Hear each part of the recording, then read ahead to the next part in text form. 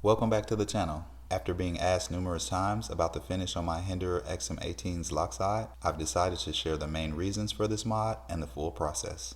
This might appear to serve only a cosmetic purpose, but honestly, any surface with edges will feel softer and edgeless with a high polished finish applied. Less edge and material means less weight.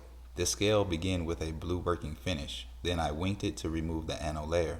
After which, starting with a 400 grit sandpaper, moving on to an 815, and so on by hand up to a 5000 grit sanding pad. This is where majority of the reduction took place.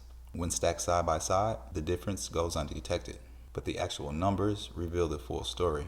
The factory issued working finish scales frame comes in at 3.23 ounces, or 92 grams, while the customized handle comes in with a weight of 3 ounces, or 87 grams.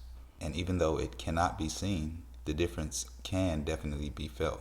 In the same fashion, following suit, I took the factory buoy shaped blade, gave it a reprofile, which also dropped the weight.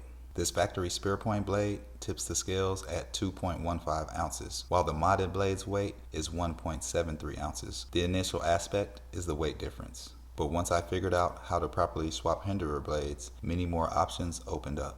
With just a blade swap, I can quickly reduce the overall weight of a factory build by 0.17 ounces or 5 grams in a matter of moments, which is the approximate weight of the pivot screw that I can quickly shave off the heavier titanium lock side.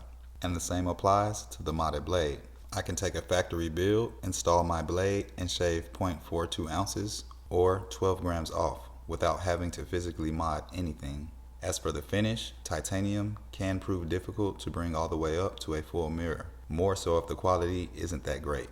But luckily, Hinderer's tie is among the higher grade on the spectrum. And after hand sanding, I took the scale to a 6-inch buffing wheel and did a triple pass in preparation for the buffing stage. Finally, I polished the scale with a 5-inch drill attachment and a red jeweler's rouge, which produced this wet as rain mirror finish. And to sum this all up, yes, in my opinion, the lock side finish looks stunning and impressive.